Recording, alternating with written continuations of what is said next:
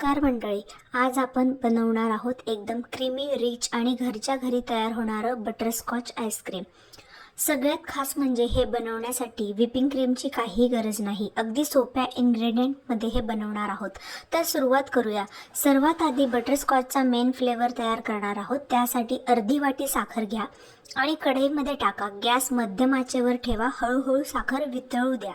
साखर वितळायला लागली की ती हलवू नका, फक्त थोडं स्टर करा। हळूहळू त्याला छान गोल्डन ब्राऊन रंग येईल। ही स्टेप फार महत्त्वाची आहे, कारण यावरच आपल्या आईस्क्रीमचा फ्लेवर डिपेंड करतो। आता साखर पूर्णपणे कॅरेमलाइज झाली की लगेच ती प्लेटमध्ये काढून घ्या आणि थंड होऊ द्या। थंड व्हायला अगदी अर्धा तास लागतो। थंड झाल्यावर ती छान अशी कडक होईल। त्यात त्याचे छोटे छोटे तुकडे करून घ्या।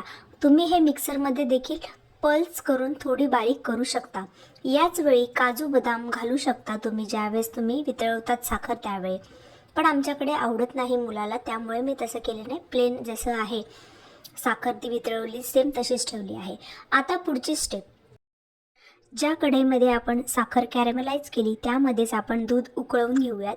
त्यामध्ये 1 लिटर दुधाच्या प्रमाणामध्ये इथे दूध ओतून घेतलं आहे। त्यातलं थोडं दूध मी काढून ठेवलेलं आहे। त्यामध्ये कस्टर्ड पावडर हे मिसळून घाला। दुधाला छान उकळी आली की त्यात कस्टर्डचं मिश्रण घाला आणि लगेच सतत हलवत राहा। हे मिश्रण साधारण 2 ते 3 मिनिट शिजवा। यामध्ये मी 1 चमचाभर एवढी कस्टर्ड पावडर घालून नीट मिक्स करून घेतली आहे। हलवत राहणं खूप गरजेचं आहे, नाहीतर ते लगेच घट्ट होईल, गुठळ्या तयार होतील किंवा खाली लागू शकतं। आता त्यात 2 ते 3 चमचे तुम्ही साखर घालू शकता तुमच्या चवीप्रमाणे। मंद गॅसवर हे मिश्रण सगळं शिजवत ठेवायचं। याचं हाफ एवढं अर्धा लिटर प्रमाणामध्ये मिश्रण आपलं तयार होईल, तोपर्यंत ते शिजवायचं। दूध इथं आपलं घट्ट झालेलं आहे, ते आपण थंड करायला ठेवूयात। तोपर्यंत कॅरेमलाइज झालेली शुगर आपण फोडून घेऊयात। आता ही जास्त बारीक होत नसल्या कारणाने मी इथे मिक्सरला थोडी पल्स मोडवर थोडी फिरवून घेतलेली आहे। वरची मी काढून ठेवली एका वाटीमध्ये आणि खालचं जे आहे त्यामध्येच मी इथं थंड झालेलं जे दूध आहे ते पोर करून घेतलं आणि छान मिक्सरच्या भांड्यामध्ये फिरवून घेतलं। आपण हे आईस्क्रीम व्हिपिंग क्रीम शिवाय बनवत आहोत, त्यामुळे इथं फ्रेश क्रीम घातलेली आहे।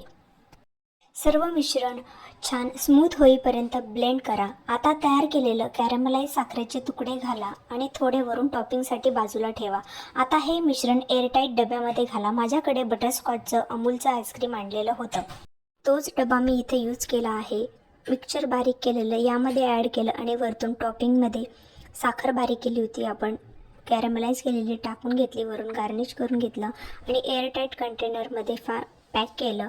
तुम्ही इथं काचेचा बाउल देखील यूज करू शकता आणि 8 ते 9 तासासाठी मी इथं डीप फ्रीजरला ठेवलेलं आहे। आता 8 ते 9 तासानंतर मला काही जमलं नाही, त्यामुळे मी हे दुसऱ्या दिवशी काढत आहे। ते थोडं कडक वाटलं मला। 5 मिनटं बाहेर ठेवलं तरी मग तुम्ही स्कूप करू शकता। एकदम smooth texture, crunchy caramel taste तुम्ही अनुभवू शकता। नक्की ही रेसिपी बनवून बघा। आवडली असेल तर नक्की लाईक करा, अगदी सोपी अशी रेसिपी आहे, नक्की करून बघा आणि कसं झालं ते मला कमेंटमध्ये जरूर सांगा। व्हिडिओ आवडला असेल तर लाईक करा, शेअर करा आणि सबस्क्राईब करायला विसरू नका। चला तर भेटूयात एका नवीन व्हिडिओमध्ये, तोपर्यंत बाय, थँक्यू।